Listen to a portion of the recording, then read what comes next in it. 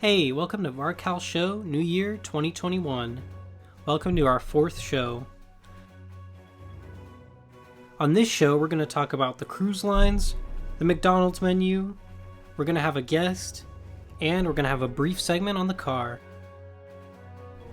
The car passed the smog check. The DMV sent us the registration, and we got it in the mail.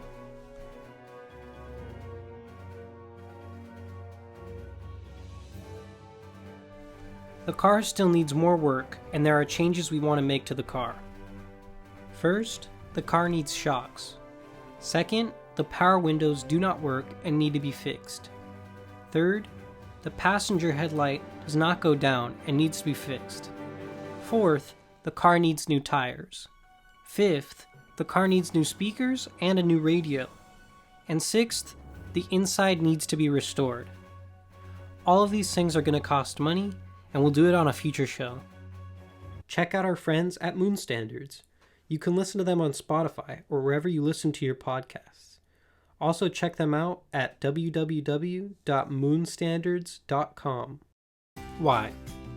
Why does McDonald's have breakfast all day and not lunch all day? They should have the whole menu out all day. There are people who want lunch for breakfast, mostly their fries that are so good.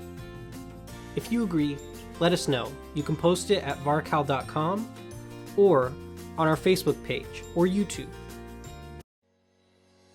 Please check out our shopping section of our page at www.varcal.com. We sell items on eBay and Zazzle.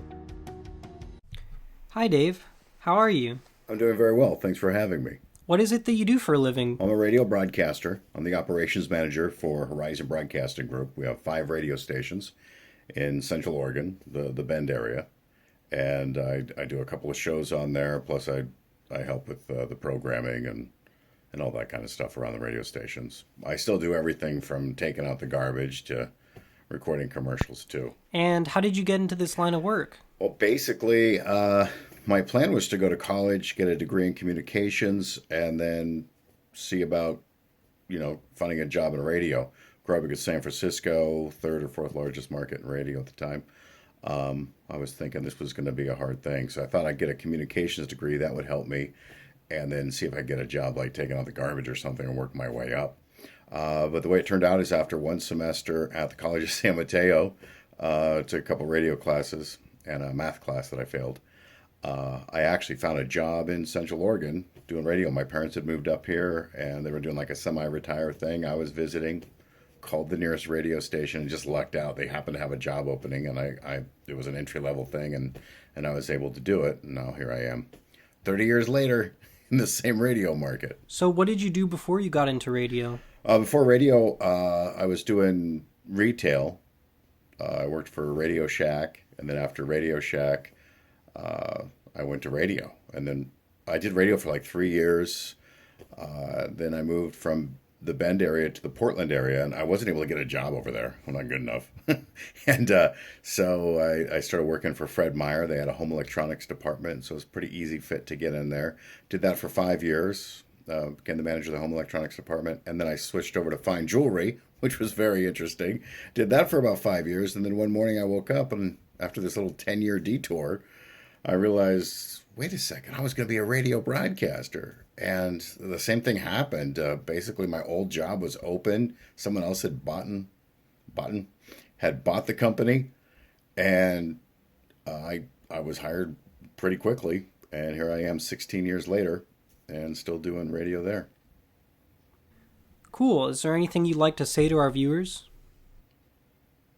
Is there anything I'd like to say to your viewers? Well, if you got a dream, hopefully it's not radio because it doesn't pay. But if it is radio or whatever it is, you got to just go for it. I wanted to be a radio broadcaster since I was 12 years old. And I used to make these tapes and send them to my friends pretending I was a radio personality.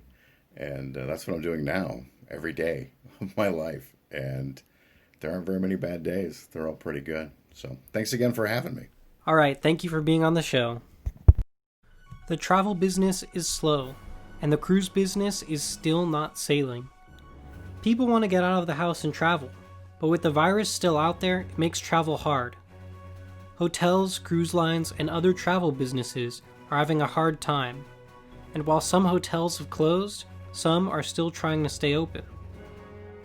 Cruises are still not sailing. They are still waiting for the CDC to say when it's safe. If you want to travel and want to know if it is safe, go to www.nc.cdc.gov/travel, and you can find out more about travel safety. I wish everybody a Happy New Year. And please, help and support the show at www.varcal.com. Donate what you can to keep the show going. And you can watch our shows on YouTube, Facebook, and www.varcal.com.